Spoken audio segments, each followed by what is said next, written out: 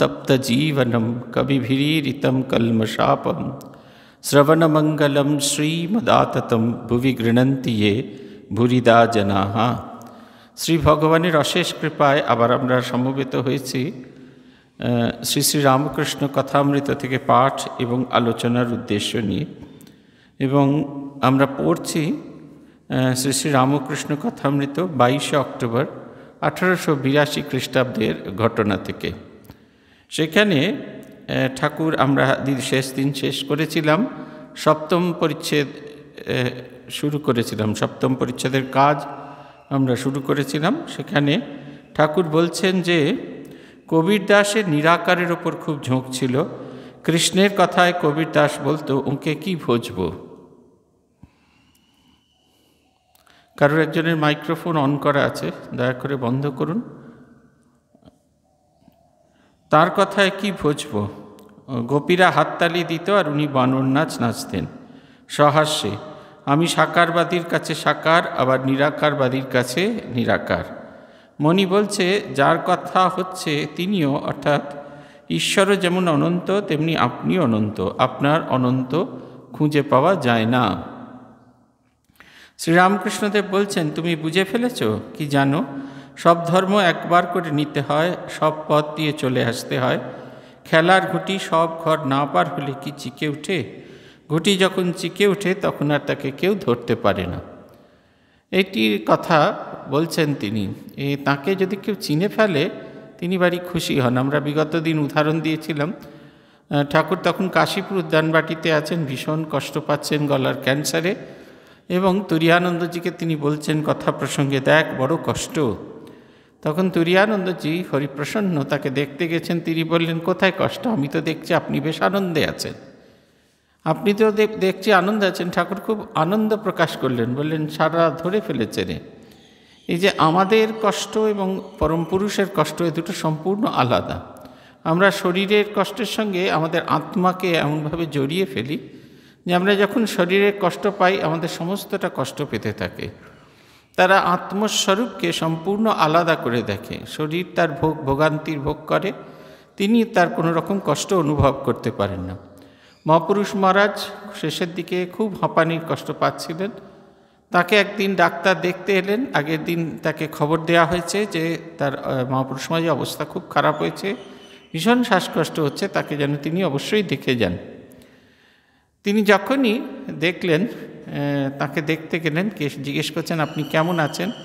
মহাপুরুষ মহারাজ একবারে হাসিতে ফেটে পড়ছেন। তিনি বলছেন, আমি খুব ভালো আছি। এরপরে মহাপুরুষ মহারাজকে তিনি জিজ্ঞেস করছেন, তাহলে যে ওরা বলছে খারাপ, তখন ওনার মনে পড়লো যে আগের দিন উনি অসুস্থ ছিলেন। বলছেন, হ্যাঁ, শরীরের কষ্টের কথা বলছে, সেসব তুমি ওদেরকে জিজ্ঞাসা করো, ওরা বলবে। আমি জানি আমি খুব আনন্দে আছি। যে শরীর এবং মন সম্পূর্ণ আলাদা আলাদা দুটো ফ্যাক্টর, এইটা আমরা কিছুতেই মেনে নিতে পারি না, বুঝে উঠতে পারি না। মেনে নিতে পারি না, চেয়ে বড় কথা বুঝে উঠতে পারি না এটা কেমন করে হয়। মাস্টারমশাই তার স্পর্শ বুঝতে পারছেন। তিনি বলছেন, যার কথা হচ্ছেন অর্থাৎ ঈশ্বর, তিনিও যেমন অনন্ত আপনিও তেমন অনন্ত, আপনার অন্ত পাওয়া যায় না। ভগবানের যেরকম অন্ত খুঁজে পাওয়া যায় না, সেরকম শ্রীরামকৃষ্ণদেবের অন্ত খুঁজে পাওয়া যায় না। ঈশ্বরকে অনন্ত স্বরূপ বলা হয়, তার কারণ হচ্ছে ঈশ্বর কোথায় শেষ হয়ে গেছেন সেইটা খুঁজে পাওয়া যায় না। এরপর থেকে আমরা শুরু করব। ঠাকুর বলছেন, যোগী দুই প্রকার, বহুদক ও কুটিচক। যে সাধু অনেক তীর্থ করে বেড়াচ্ছে, যার মনে এখনও শান্তি হয় নাই, তাকে বহুদক বলে। যে যোগী সব ঘুরে মন স্থির করেছে, যার শান্তি হয়ে গেছে, সে এক জায়গায় আসন করে বসে আর নড়েনি। সে এক স্থানে বসেই তার আনন্দ। তার তীর্থে যাওয়ার কোনো প্রয়োজন নাই। যদি সে তীর্থে যায়, সে কেবল উদ্দীপনের জন্য। এইটা একটা বড় জিনিস। আমরা অনেক সময় তীর্থযাত্রা করি, কিন্তু আমরা তীর্থযাত্রা করে ফিরে এসে সেই তীর্থ দর্শনের যে আনন্দ, সেটা নিয়ে ফিরতে পারি না। তার কারণ হচ্ছে, তার একটা বড় প্রতিবন্ধকতা আগেকার দিনে ছিল যে সংসারের থেকে আকর্ষণ, সংসারের প্রতি আকর্ষণ, আর দুই হচ্ছে তার মন ওই সংসারের প্রতি পড়ে থাকতো, ফলে সে ভালো করে দেখে উঠতে পারতো না, বা তাকে যত কর্তব্য দেওয়া হয়েছে সেইগুলো। ইদানিং যেটা হচ্ছে সেটা হচ্ছে মোবাইল ফোন। আমরা তীর্থ দর্শন করতে এসে আগে মোবাইল ফোনে ছবি তুলে নিয়ে যাই, নিজের জন্য নয়, অন্যদের দেখাবো বলে। আমি এখানে গেছি, আমি ওখানে গেছি, আমি সেখানে গেছি, এবং মোবাইল ফোনে ছবি তুলতে গিয়ে একবারে অসভ্য রকমের আচার-আচরণ করে ফেলি। আমরা আমাদের নিজের মনের ভেতরে সেই ছবিগুলো তুলে রাখতে পারি না, এবং মনের ভেতরে সেই ছবিগুলো তুলে রাখতে পারি না বলে তীর্থ দর্শন, ঠাকুর যে বলছেন একবার তীর্থ দর্শন করে এসে গরুর মতো জাবর কাটার কথা বলছেন। গরু যেরকম সারাদিন গপ গপ করে খায়, তারপরে যখন সন্ধে হয় তখন পেটের ভেতর থেকে সেই খাবারকে উগড়ে নিয়ে এসে সেগুলো দাঁত দিয়ে চিবিয়ে চিবিয়ে খায়, ঠিক সেরকম আমরা যখন তীর্থ দর্শন করি, তীর্থ ভালো করে দেখে নেওয়া দরকার। দেখার পরে তীর্থ মাহাত্ম্য অনুভব করবার জন্য যখন তীর্থ থেকে ফিরে আসি, তখন সেই সময়গুলোতে তীর্থ দেবতার চিন্তা করলে অনেক বেশি মন শান্ত হয়, অনেক বেশি আনন্দময় হয়। আমাদের এখানে কয়েকজনকে আমি জিজ্ঞাসা করেছি, ইদানিং জিজ্ঞাসা করা বন্ধ করে দিয়েছি, যে কটা দেবতা আছেন। ওই যে আমাদের কপিল মুনির মন্দিরে যাওয়া হয়, কটা দেবতা আছেন, কটা দেবতা আছে এটা দেখার তাদের ইচ্ছে নেই। তারা চতুর্দিকে কপিল মুনির মূল বিগ্রহের দুপাশে যেরকম কাঁচ দিয়ে লক্ষ্মী, সরস্বতী, কার্তিক, গণেশ, কালী, দুর্গা সব করে দেওয়া আছে, সেইগুলোকেই দেখেন। মূল যে দেবতা সেটা তিনজন, সগররাজ, মা গঙ্গা এবং কপিল মুনি, যে তিনটে বিগ্রহ, এই তিনটে বিগ্রহকে দেখার সময় তাদের হয় না। এমনকি আমাদের যে পীঠদেবী যিনি বিশালাক্ষী, তাকে দেখতে কেমন সেটা দেখার ইচ্ছা নেই। কি একটা সিঁদুর মিঁদুর মাখানো আছে, সিঁদুর মিঁদুর মাখানো আছে না, একটু মুখটা ঢুকিয়ে যদি একটু দেখি তাহলেই বোঝা যাবে দেবী মূর্তি, অপূর্ব সে দেবী মূর্তি। এই দু ধরনের সাধু আছে, এক হচ্ছে সাধক আছে, সাধু নয় সাধক আছে, একজন বহুদক আর একজন কুটিচক। বহুদক কী করে, বহু জায়গার সে জলপান করে তীর্থ দর্শন করে ফিরে আসে, কিন্তু তার মনে শান্তি হয় না, সে তীর্থ দর্শন করে না, সে খালি ঘুরে বেড়ায়, এক জায়গা থেকে এক জায়গায় ঘুরে বেড়ায়। তীর্থ দর্শন করতে গেলে সেই তীর্থ দেবতা সম্পর্কে জানা দরকার, তীর্থে গিয়ে সেই তীর্থ দেবতাকে অনুভব করা দরকার, এবং তারপরে তীর্থকৃত্য যেগুলো থাকে সেইগুলো করা দরকার। পরিক্রমা করা, তার চিন্তা করা, সাধন ভজন করা, সমস্ত কিছু করা দরকার। আমাদের মনে আছে, আমাদের যখন নিয়ে যাওয়া হতো, পূজনীয় নিরন্তরানন্দজি কামারপুকুর জয়রামবাটি নিয়ে গেছিলেন। আমাদের এত তাড়াহুড়ো, কিন্তু তার মধ্যেও তিনি সব জায়গায় বসিয়ে আমাদের খানিকক্ষণ করে জপ করিয়েছিলেন। কামারপুকুরে ঠাকুরের মন্দিরে বসে আমরা খানিকক্ষণ জপ করেছিলাম। সব জায়গায় ঘুরে টুরে এসে আমরা আবার সেই পাঠশালার সামনে যে ওদের যে লাহাদের যে দুর্গা মণ্ডপ আছে, সেই দুর্গা মণ্ডপে বসে সবাই বসে জপ করেছিলাম। শ্রীরামকৃষ্ণ এখানে খেলে বেরিয়েছেন, শ্রীরামকৃষ্ণ এখানে লীলা করেছেন সেই উদ্দীপনার জাগরণের জন্য।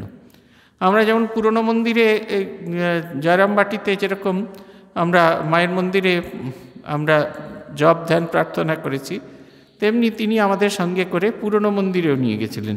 মায়ের যে পুরনো বাড়ি, সেই বাড়িতেও নিয়ে গেছিলেন। সেইখানকার বারান্দায় বসে আমরা সবাই তখন মায়ের বারান্দায় বসার সুযোগ পাইনি, কেউ আমরা মায়ের ঘর, শ্যামা সুন্দরী দেবীর ঘরের সামনে বারান্দায় বসেও জপ ধ্যান করেছি। কিন্তু ওই চিন্তাটা করার কথা তিনি বলতেন। তিনি যখন যে জায়গাটা দেখাতেন, মনে হতো যেন একেবারে মনের ভেতরে গেঁথে যাচ্ছে সেই জিনিসগুলো। এই হচ্ছে যারা বহুদক, তারা এইটা করে না, তারা ঘুরে ঘুরে বেড়ায়, তারা ঘুরতেই থাকে, এক জায়গা থেকে আরেক জায়গায় ঘুরে, আরেক জায়গা থেকে আরেক জায়গায় ঘুরে। সংখ্যা হিসেবে তীর্থ অনেক দর্শন হয়, কিন্তু তীর্থ দেবতাকে নিয়ে পরে যদি আপনি বলতে বলে গিয়েছিলাম একবার ভুলে গেছি।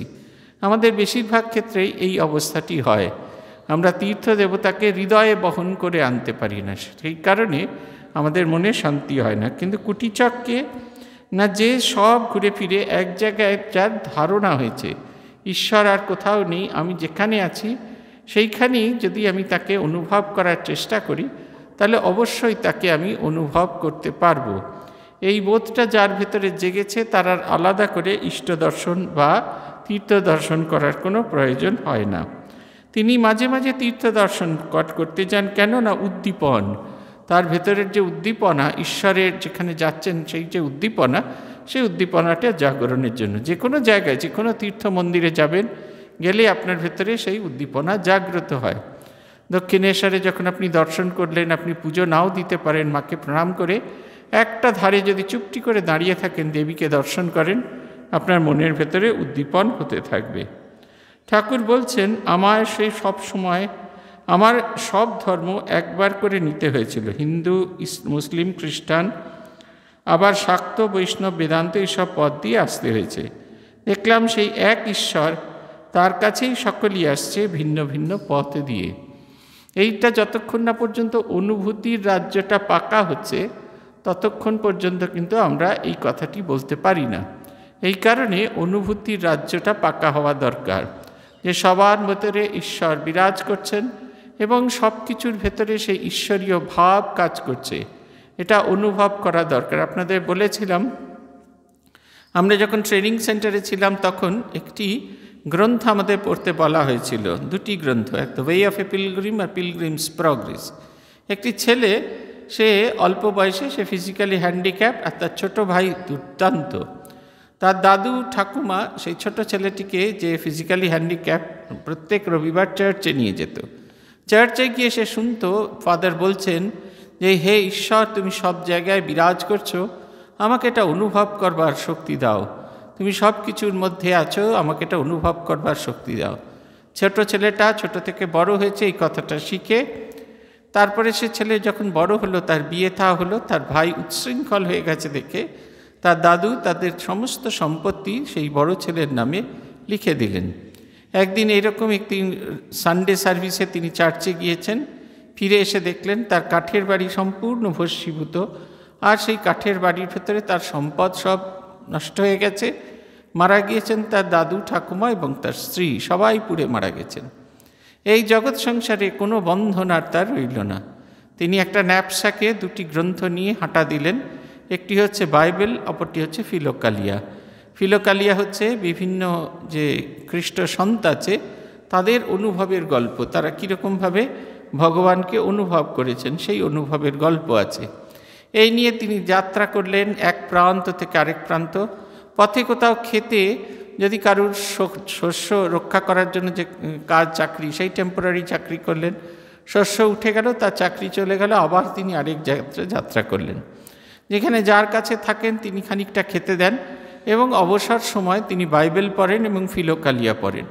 এই পড়তে পড়তে পড়তে পড়তে তার যে অনুভব হলো, আর আমাদের বেদান্ত শাস্ত্রে ঈশ্বর সম্পর্কে যেরকম কথা বলা আছে, সব অনুভূতিগুলো এক।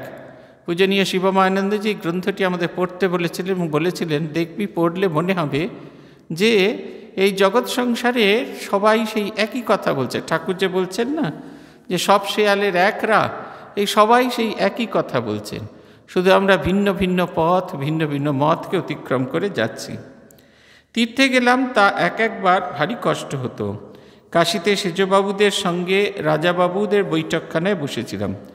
সেখানে গিয়ে দেখি তারা বিষয়ের কথা বলছে, টাকা, জমি, এই সব কথা শুনে আমি কাঁদতে লাগলাম। বললাম, মা কোথায় আনলি? দক্ষিণেশ্বরে যে আমি বেশ ছিলাম,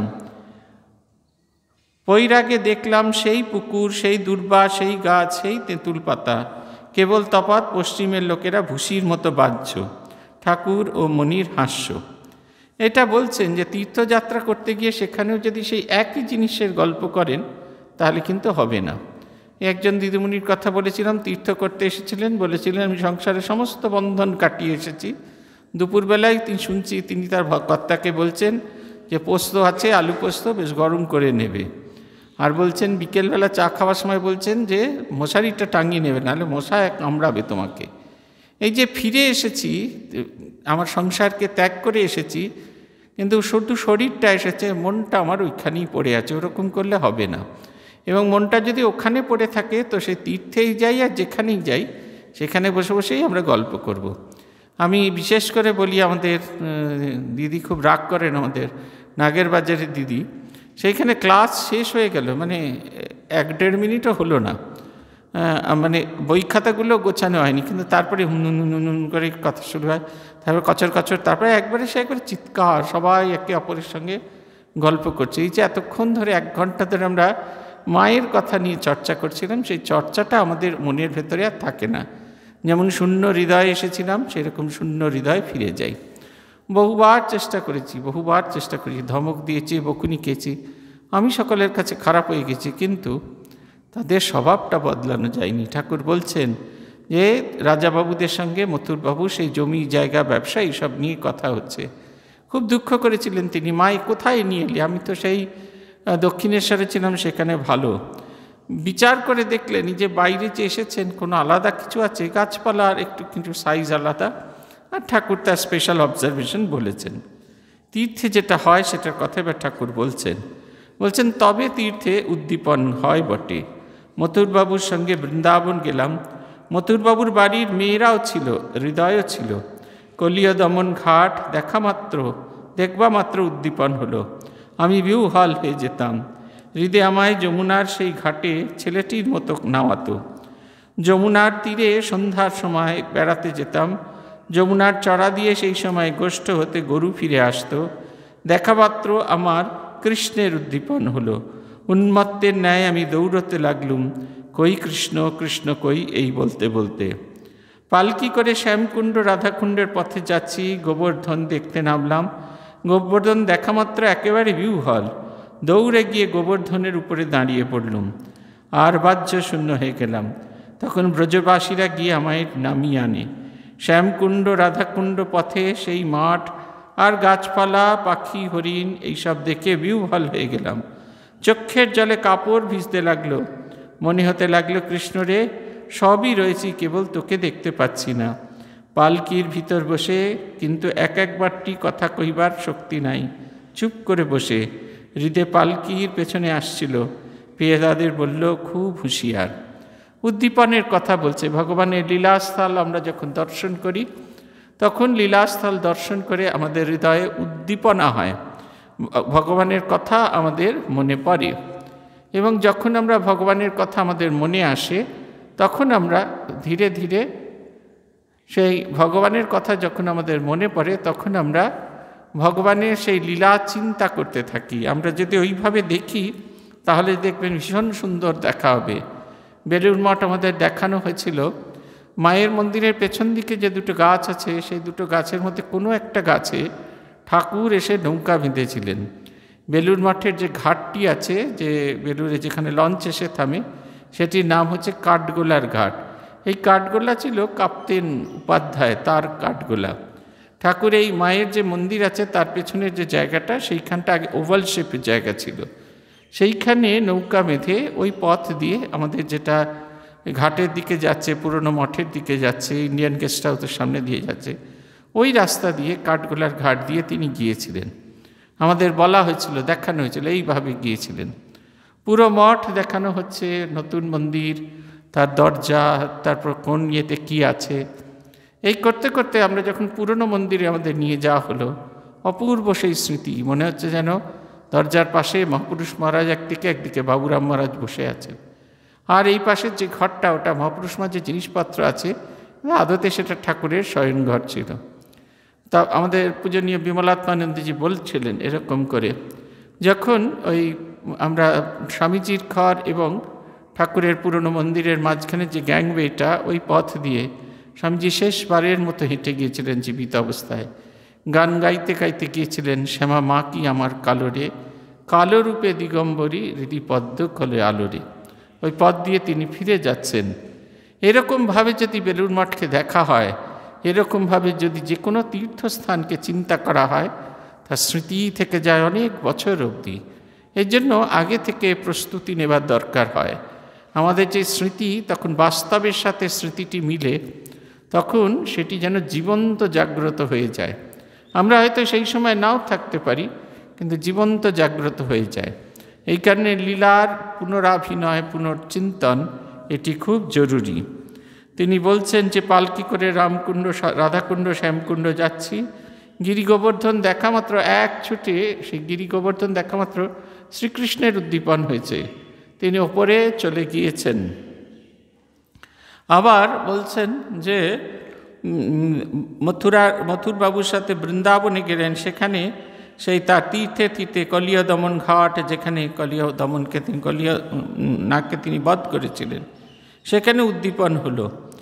আর হৃদয়ে ছোট ছেলের উদ্দীপন হওয়ার ফলে তিনি বাহ্য জ্ঞান শূন্য হয়ে গেছেন, সে ছোট ছেলের মতো হয়ে গেছেন। বাচ্চা ছোট ছেলেকে যেরকম হাত ধরে ডুবিয়ে ডুবিয়ে চান করাতে হয়, সেরকমভাবে চান করিয়ে গায়ে কাপড় মুছিয়ে দিয়ে, গা মুছিয়ে দিয়ে হৃদয় তার সেবা করছেন। যমুনার তীরে যখন সেই গোকুলে ফিরে আসছে সব গাভীর দল, তাদের দেখে তার শ্রীকৃষ্ণের উন্মাদনা আসছে। তার খালি মনে হচ্ছে সব আছে, শুধু সেই কৃষ্ণই নেই, শুধু যেন সেই কৃষ্ণই নেই। এক অদ্ভুত আকুতি, ভগবান আছেন, তার অস্তিত্ব অনুভব করতে পারছি, অথচ তাকে দেখতে পাচ্ছি না। এ যেন এক অদ্ভুত আকুতি। প্রত্যেক সাধকের মধ্যে এই আকুতিটি থাকা ভীষণ জরুরি। গঙ্গা মায়ের কথা বলছেন। গঙ্গা মাই বড় যত্ন করত, অনেক বয়স, নিধুবনের কাছে কুটিয়ায় একলা থাকত। আমার অবস্থার ভাব দেখে বলতো, ইনি সাক্ষাৎ রাধা দেহ ধারণ করে এসেছেন। আমায় দুলালি বলে ডাকত। তাকে পেলে আমার খাওয়া দাওয়া, বাসায় ফিরে যাওয়া সব ভুল হয়ে যেত। হৃদে এক একদিন বাসা থেকে খাবার এনে খাইয়ে যেত। সেও খাবার জিনিস ভয়ের তৈয়ার করে রাখত। গঙ্গা মায়ের ভাব হতো, তার ভাব দেখবার মতো জন্য লোকের মেলা হতো। ভাবেতে একদিন হৃদয়ের কাঁধে চড়েছিল।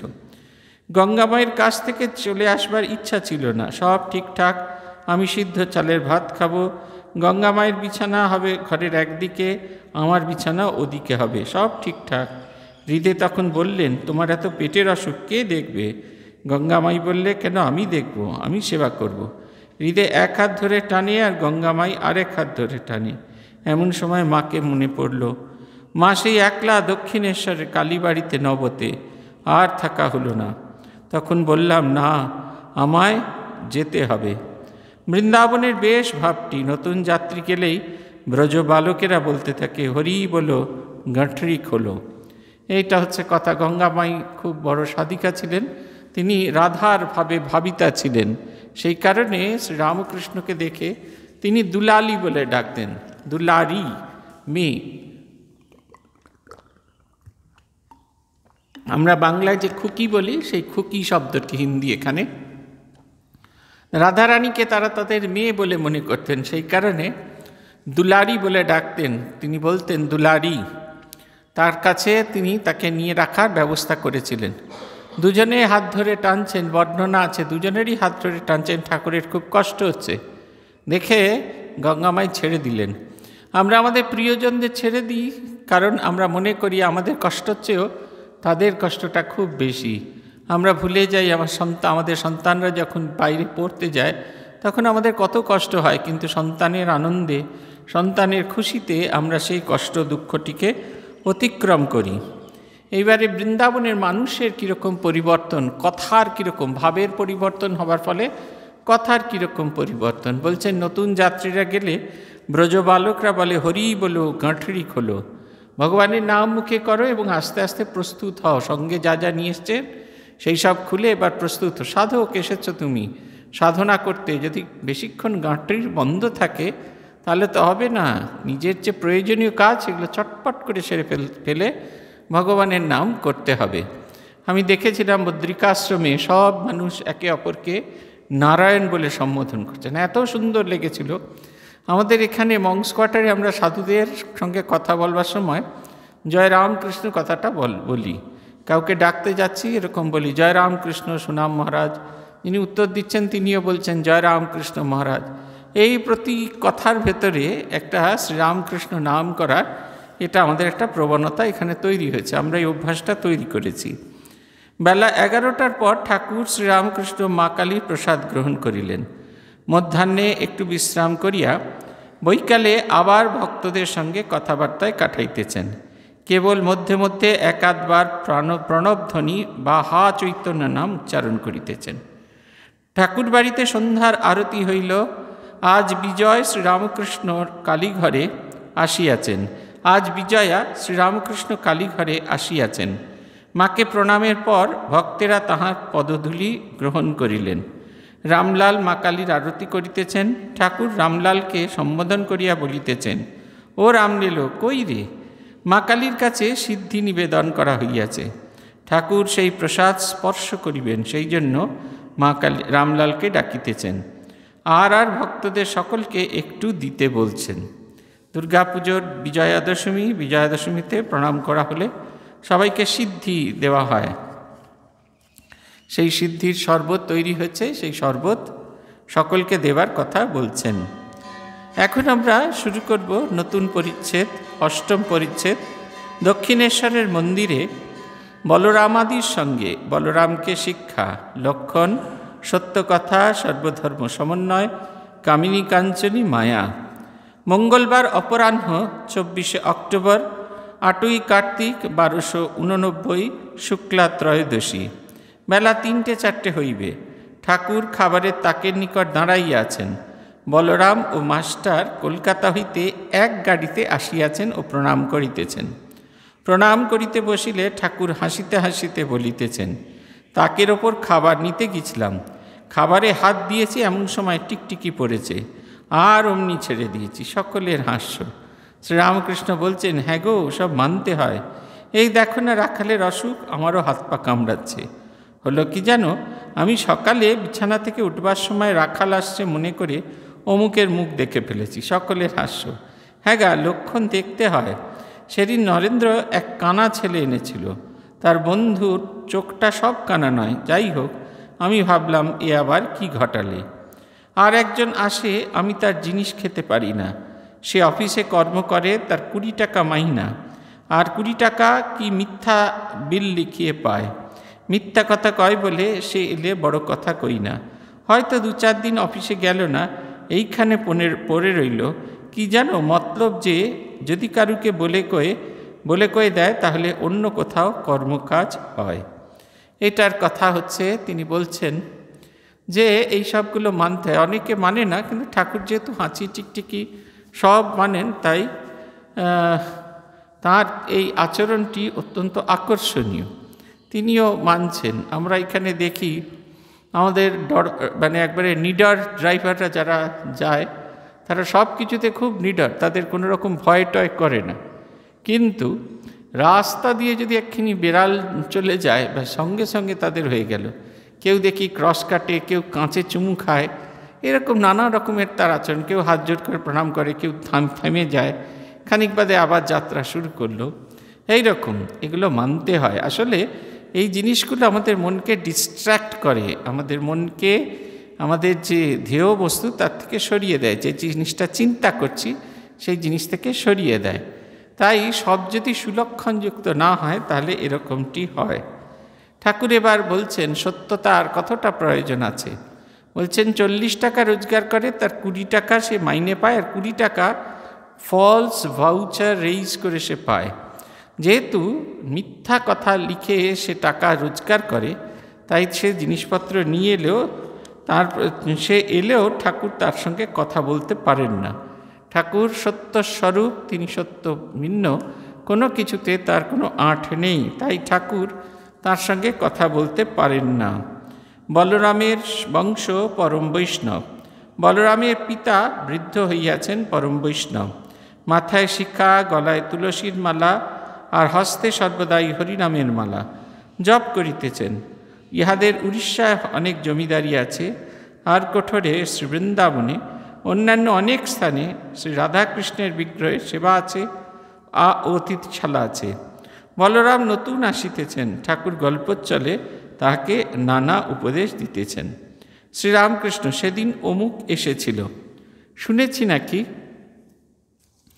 ওই কালো মাগটার গোলাম। ঈশ্বরকে কেন দর্শন হয় না?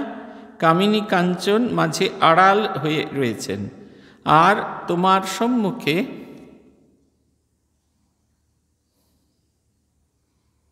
এমনিতেই দেরি করে এসেছেন, তারপরে এসে যদি উৎপাত শুরু করেন, মুশকিল। এই হচ্ছে সমস্যা। বলছেন একজন পরমহংস এসেছিলেন, বাবা তাকে কুঁকড়ো রেঁধে খাওয়ালেন। বলরামের হাস্য, আমার অবস্থা এখন মাছের ঝোল, মার প্রসাদ হলে একটু খেতে পারি।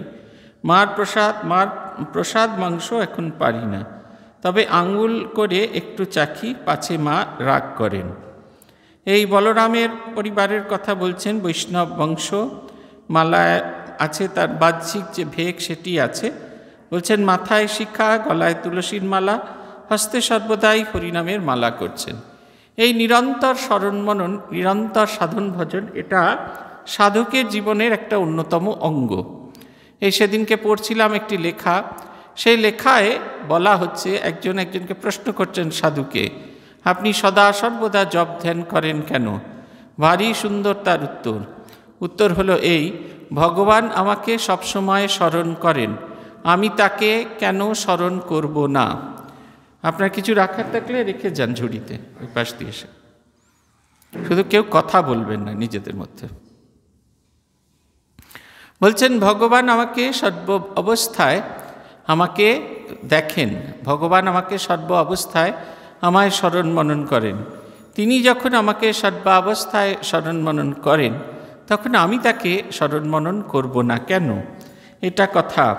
এই সর্বদা হরিনামের মালা আছে, সেটি জপ করছে। আজকে সকালে ইস্কনে গেছিলাম, সেখানে গিয়ে দেখলাম তারা সব কাজ করছেন, সেবা কাজ করছেন, খাবার দাবার বয়ে আনছেন, কিন্তু যে মুহূর্তে ডান হাতটা খালি হচ্ছে সেই মুহূর্তে বসেই জপ করতে শুরু করে দিচ্ছেন, জপ করছেন, নিরন্তর জপ করছেন।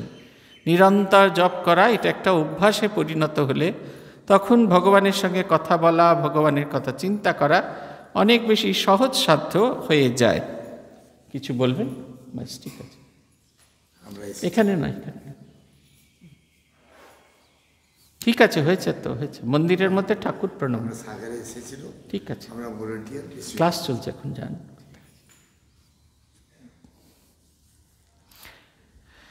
এইটা নিরন্তর ঈশ্বরকে চিন্তা, ঈশ্বরকে ভাবনা, এইটা করা হয় আমাদের। এইটা হচ্ছে একটা খুব বড় প্রতিবন্ধক।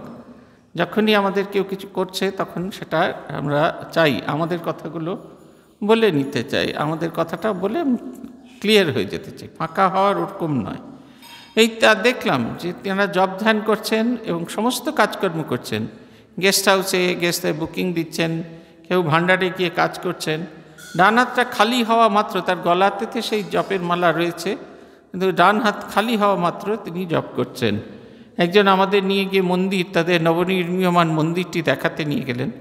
যে মুহূর্তে বলা থামছে, তার কথা থেমে যাচ্ছে, তিনি কোনো একটা জিনিস দেখাচ্ছেন, তার হাতটা সেই ঝুলির মধ্যে আছে। হয়তো দেখলে খুব দৃষ্টিকটু বলে মনে হয়, কিন্তু এই যে নিরন্তর ঈশ্বরকে চিন্তা করার চেষ্টা করছেন। মাধবানন্দজি মহারাজকে একজন জিজ্ঞাসা করেছিলেন যে নিরন্তর কেমন করে ভগবানকে জপ করব।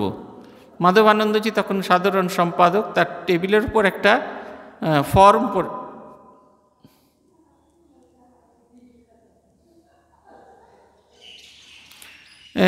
মাধবানন্দজি তখন সাধারণ সম্পাদক, তার টেবিলের উপর একটি ফর্ম পড়ে আছে। সেই টেবিলের উপর ফর্মে নাম, ঠিকানা এসব লেখা আছে। তিনি ছেলেটাকে জিজ্ঞেস করলেন এটা কি? ছেলেটা বলল কিছু ইনফরমেশন চাওয়া হয়েছে, নাম, ঠিকানা, বয়স, এসব। তারপরে নামের পাশের জায়গাটা তিনি দেখাচ্ছেন, বলছেন এটা কি? বলছে এটা লাইন। বলছে ভালো করে লক্ষ্য করে দেখো।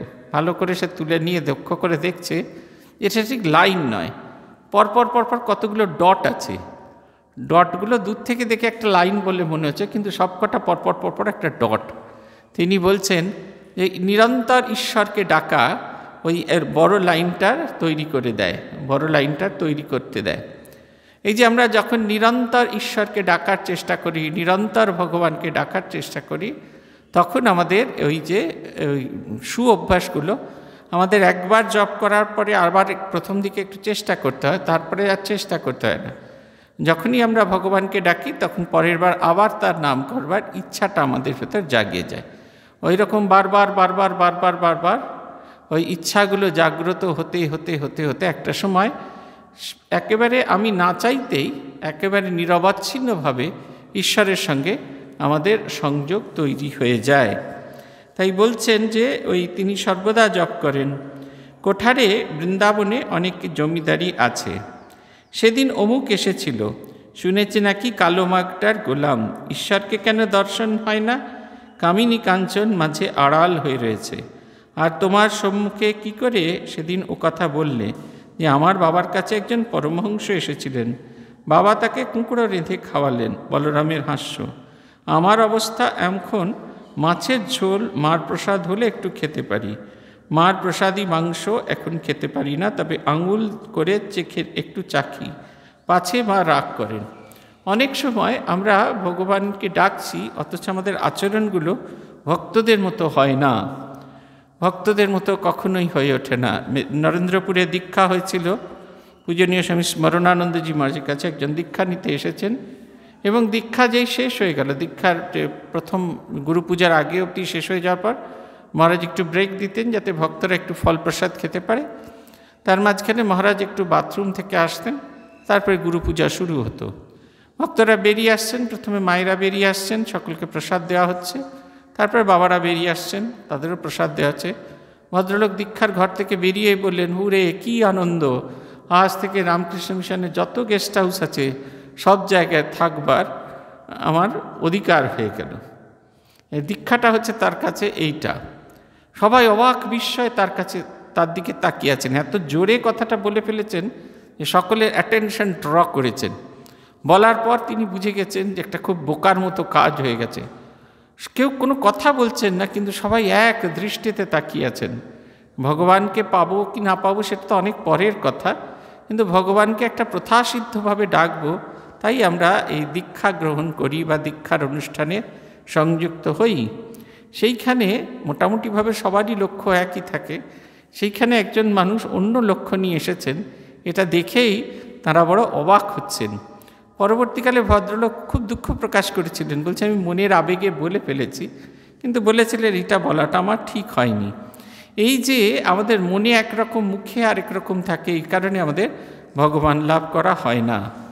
আমরা মনে মনে চিন্তা করছি যে এই রামকৃষ্ণ মিশন থেকে দীক্ষা হলে রামকৃষ্ণ মিশনের যত আছে, যত কেন্দ্র আছে, যেখানে যত গেস্ট হাউস আছে, সেই সব তীর্থযাত্রার গেস্ট হাউসে আমরা খুব সহজে থাকতে পারবো, সেখানে গিয়ে খুব সিকিওর্ড তীর্থযাত্রা করতে পারবো। কিন্তু তার জন্য দীক্ষার মন্ত্রের কোনো প্রয়োজন হয় না। দীক্ষিত হতেই হবে এরকম কোনো প্রয়োজন হয় না। একজন তীর্থযাত্রী যেরকমভাবে তীর্থ দর্শন করতে আসে, সেই ভাবনাটা থাকলেই তাহলেই হয়। বলছেন এই যে আমাদের দু রকমের একটা ভাবনা চিন্তা, এই কারণে আমাদের ভগবত লাভ হয় না। আমরা মুখে একরকম বলি আর মনে আরেক রকম চিন্তা করি, সেই কারণে আমাদের ভগবান লাভ হয় না। আচ্ছা, আমার একই অবস্থা বলো দেখি। ওদেশে যাচ্ছি বর্ধমান থেকে নেমে, আমি গরুর গাড়িতে বসে, এমন সময় ঝড় বৃষ্টি, আবার গাড়ির সঙ্গে কোত্থেকে লোক এসে জুটল। আমার সঙ্গে লোকেরা বলল এরা ডাকাত। আমি তখন ঈশ্বরের নাম করতে লাগলুম, কিন্তু কখনো রাম রাম বলছি, কখনো কালী কালী, কখনো হনুমান হনুমান, সব রকমই বলছি। এরকম বলি, এরকম কীরকম বলো দেখি। ঠাকুর কথা কি বলিতেছেন যে এক ঈশ্বর, তার অসংখ্য নাম, ভিন্ন ধর্মাবলম্বী ও সম্প্রদায়ের লোক মিথ্যা বিবাদ করিয়া মরে। এই যে তিনি যখন দুটো দিকেটা দেখার মতো, এক হচ্ছে সাধক কীরকম বালক স্বভাবের হতে হয়। বালক, ছোট শিশু যেরকম তার যেমন কোনো আঁট থাকে না, ঠিক সেই রকম বালক স্বভাবের হওয়াটা ভীষণ জরুরি। বালক স্বভাবের না হতে পারলে আমরা কিছুতেই ভগবানের কাছে যেতে পারবো না। ছোট শিশু সে ভাবছে যদি এই রাম নাম জপ করি, যদি কালী নাম জপ করি তার হয়, এইটা একটা দিক। আর আরেকটা দিক হচ্ছে যে ঈশ্বরকে যদি পেতে হয় তাহলে সব পথ দিয়েই যাওয়া যায়, বা যে কোনো একটা পথ, যে কোনো একটা পথকে ধরলেই যাওয়া যায়। আর যত রকমের পথ আছে, আমার পথটা ছাড়াও আর যত রকমের পথ আছে, সেই সব পথেও যারা যাচ্ছে তারাও সেই একই জায়গায় পৌঁছবে। শ্রীরামকৃষ্ণ বলরামের প্রতি কামিনী কাঞ্চনী মায়া, ওর ভিতর অনেক দিন থাকলে হুঁশ চলে যায়, মনে হয় বেশ আছি। মেথর গুয়ের ভাঁড় বয়, বইতে বইতে আর ঘেন্না থাকে না। ঈশ্বরের নাম ও গুণ কীর্তন করলে, অভ্যাস করলে ক্রমে ভক্তি হয়। মাস্টারের প্রতি ওতে লজ্জা করতে নাই, লজ্জা ঘৃণা ভয় তিন থাকতে নয়। ও দেশে বেশ কীর্তন হয়, খোল নিয়ে কীর্তন, নকুর আচার্যের গান চমৎকার। তোমাদের বৃন্দাবনে সেবা আছে? বলরাম বলে, আজ্ঞা হ্যাঁ, একটা কুঞ্জ আছে, শ্যাম সুন্দরের সেবা। শ্রীরামকৃষ্ণ, আমি বৃন্দাবন গেছিলাম, নিধুবনটি বেশ সুন্দর। এই কামিনী কাঞ্চন, এটি আমাদের বাধা হয়ে দাঁড়ায়। এই মায়ার মতো এগুলি আমাদেরকে মোহিত করে রাখে। কামিনী অর্থে এখানে কিন্তু স্ত্রী নয়, ইংরেজিতে এর অনুবাদটি ঠিক হয়েছে, সেটা হচ্ছে ডিজায়ার, পাবার ইচ্ছা। আর কাঞ্চন হচ্ছে সেই পাবার ইচ্ছা, তৎপ্রাপ্তির জন্য চেষ্টা। কাঞ্চন মানে সোনা, কোনো জিনিস আপনি কিনতে গেলে সোনা দিয়ে, মানে তার মূল্য দিয়ে কিনতে হয়। ঠিক সেই রকম যখন আমাদের কোনো রকম কামনার মধ্যে আমরা পড়ি, তখন তৎপ্রাপ্তির জন্য চেষ্টা করতে হয়। যেরকম ধরুন আপনি একটা বাড়ি কিনবেন, প্রত্যেক বছর কিছু কিছু সেভিংস করছেন, বিভিন্ন জায়গায় ইনভেস্টমেন্ট করছেন, ভালো খাচ্ছেন না, ভালো পড়ছেন না, কি না বাড়ির জন্য একটা জমি কিনবেন। জমি কেনা হয়ে গেলে আপনার মনে হলো সব হলো, তা কিন্তু নয়। আপনি 50 লাখ টাকার একটা জমির মালিক হলেন, কিন্তু তখন আপনার দ্বিতীয় চিন্তা হচ্ছে সেখানে কি করে বাড়ি করবেন।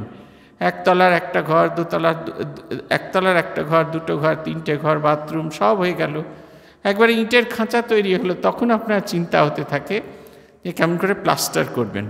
আবার চেষ্টা হতে থাকলো, সে কষ্টই করে চলেছেন, আপনার কিন্তু এর বাইরে যাওয়ার দরকার, এর বাইরে আপনি যেতে পারছেন না। আপনারা বলবেন তাহলে কি খোলা আকাশের তলায় থাকবো? অবশ্যই খোলা আকাশের তলায় থাকবো না। এই যে ঠাকুর যে কামিনী কাঞ্চনী মায়া বলছেন, সেটা মায়াটা হচ্ছে অতিরিক্ত। আমরা যখন একটাতে চাই তখন অতিরিক্ত চেয়ে ফেলি, যেটা না হলেও আমাদের চলে সেটাতেই আমরা চেয়ে ফেলি। সাধারণ মেঝে হলে আমাদের কোনো অসুবিধা হয় না, তাতেও কিন্তু জীবনযাত্রা একরকম হয়। আমরা ভাবি খেঁদার মার বাড়িতে দেখে এসেছি যে সাদা রঙের পাথর বসানো আছে, অতএব পাথর না হলে অন্তত টাইলস আমায় বসাতেই হবে, না হলে জগতে কারুর কাছে আমি মুখ দেখাতে পারবো না। আর এই করতে গিয়ে যেখানে সাধারণ মেঝে হলে হয়ে যেত, সেখানে আমার টাইলস লাগাতে গিয়ে বেশি পরিশ্রম করতে হয়, আর ভগবানের প্রতি সময় আমাদের কমে যায়। এটা একটা খুব বেসিক কথা। ভগবানের জপ ধ্যান করার, নাম জপ করার সময় পাই না। যারাই প্রশ্ন করেন, যে এই যারাই কথা বলেন, তাদেরকেই আমি একটা প্রশ্ন করে থাকি, দুবেলা খাওয়ার সময় আছে কিনা। দেখি প্রায় 99% মানুষ বলেছেন হ্যাঁ খাবার সময় আছে। আমাদের দুবেলা খাওয়ার সময় আছে, দুবেলা পিএনপিসি করার সময় আছে, দুবেলা সব রকমের নষ্টামি করার সময় আছে, কিন্তু ভগবানকে ডাকার আমাদের সময় নেই। তার মূল কারণ হচ্ছে ভগবানের প্রতি আমরা আকর্ষণ বোধ করি না। আমরা যদি ভগবানের প্রতি আকর্ষণ বোধ করি তাহলে চলে যাবে।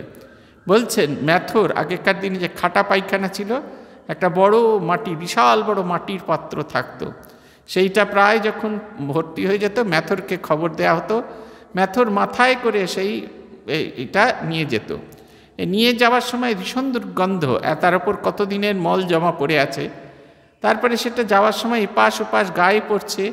প্রথম দিকে তার গন্ধ লাগতো, কিন্তু বইতে বইতে তার আর গন্ধ লাগে না। আমরাও যখন প্রথম মায়া এই কামিনী কাঞ্চনে আবদ্ধ হয়ে পড়ি, প্রথমে মনে হয় ঠিক করছি না, তারপরে সেটাই আমাদের কাছে ঠিক বলে বোধ হয়। প্রথম যেদিন অন্যায় কাজ করি, বিবেক আমাদের মধ্যে কাজ করে, মনে করায় যে ভালো করছি না। দ্বিতীয় দিন যখন অন্যায় করি, বিবেক বলে না এটা খানিকটা ঠিক আছে। তৃতীয় দিন বলে এটাই ঠিক। গোয়েবেলস ছিলেন হিটলারের প্রধানমন্ত্রী, তিনি বলতেন যে কোনো একটা মিথ্যাকে যদি 100 বার বলা যায় তাহলে মিথ্যা সত্য হয়ে যায়। ফলস স্টেটমেন্ট কি কখনো ট্রু স্টেটমেন্ট হয়? তা নয়। আমাদের মনের যে পরিবর্তনটা, মেনে নেওয়ার যে ক্ষমতা, সেটা আসলে বদল হয়। যখন প্রথমে আমাদের মনের ক্ষমতা খুব শক্ত থাকে, তখন মিথ্যাকে আমরা গ্রহণ করতে পারি না, কিন্তু বারবার বারবার মিথ্যা শুনতে শুনতে শুনতে শুনতে আমরা এগুলোকে মেনে নিই। এই যেমন এখনকার যে পরিস্থিতি তৈরি হয়েছে, বাহ্যিক যে পরিস্থিতি তৈরি হয়েছে, সেই পরিস্থিতিটা আমরা কিন্তু সবাই জানি এটা খুব ভালো জিনিস নয়, কিন্তু কি হচ্ছে? কিছুই হচ্ছে না। অতএব আমরা ভাবি যে আমাদের প্রতিবাদের কি প্রয়োজন আছে, এ নিয়ে আমরা মাথা ঘামাবো না, পাশের জন করুক, এ নিয়ে আমরা কখনো আর মাথা ঘামাবো না। এই মাথা ঘামাবো না মনে করেই আমরা থেকে যাই, এইভাবেই আমরা থাকি। ভাবি এই জীবনে কখনো এই দুঃখ, এই যে অন্যের যেটা হচ্ছে সেটা আমাকে হচ্ছে না। বাসে বসে আছি, আমাদের সামনে হয়তো বয়স্ক মানুষ দাঁড়িয়ে আছে, আরামটা আমার কাছে এত ভালো লাগছে যে মানুষটা যে দাঁড়াতে পারছে না, তাকে নিজের সিট ছেড়ে দিতে হবে, এইটুকুটাও আমাদের ভেতরে আসে না। আমাদের গায়ের পিঠের যে চামড়া এত শক্ত হয়ে যায়, মানুষ ভগবান সেটাকে ছেদ করে ভগবানের আকুতি আমাদের হৃদয়ে প্রবেশ করে না। বলছেন ঈশ্বরের নাম ও গুণ কীর্তন করা অভ্যাস করলে ক্রমে ভক্তি হয়। যত আমরা ভগবানের দিকে যাওয়ার চেষ্টা করব, তত আমাদের হৃদয়ে ভক্তি হবে। ও দেশে বেশ কীর্তন হয়। বলছেন ওতে লজ্জা নেই, মাস্টারের প্রতি বলছেন ওতে লজ্জা নেই। লজ্জা ঘৃণা ভয় তিন থাকতে নয়। ভগবানকে পাওয়ার জন্য লজ্জা ঘৃণা ভয় এই তিন থাকলে কোনোভাবেই ভগবানের প্রীতি হবে না। ভগবানের প্রীতি চাইতে গেলে অবশ্যই এই তিনটির বাইরে যেতে হবে। তারপরে তাকে জিজ্ঞেস করছেন বৃন্দাবনে তাদের বাড়িতে কুঞ্জ আছে কিনা। তিনি বললেন হ্যাঁ কুঞ্জ আছে, সেখানে শ্যামসুন্দরের সেবা হয়। মা ঠাকুরুন সেখানে গিয়েছিলেন কিছুদিন, সেই কারণে এখন অনেকেই সেই কুঞ্জের কথা জানেন। আমাদের এইখানেই আমরা আজকের মতো থামব। আগামী দিন আমরা আবার আপনাদের সঙ্গে আপনাদের দেখা হবে।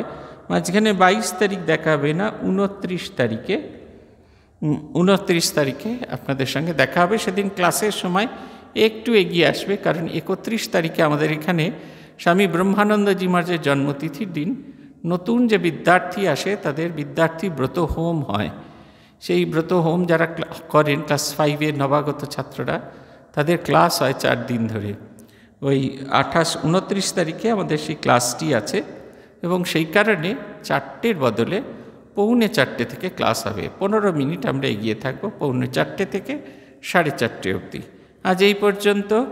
ওম নিরঞ্জনম নিত্যম অনন্তরূপম ভক্তানুকম্পাধৃতবিগ্রহম বৈ ईशावतारं परमेशमित्यं तं रामकृष्णं शिरसा नमामि। ओम शांति शांति शांति। हरि ओम तत्सत्। श्री रामकृष्णार्पणमस्तु।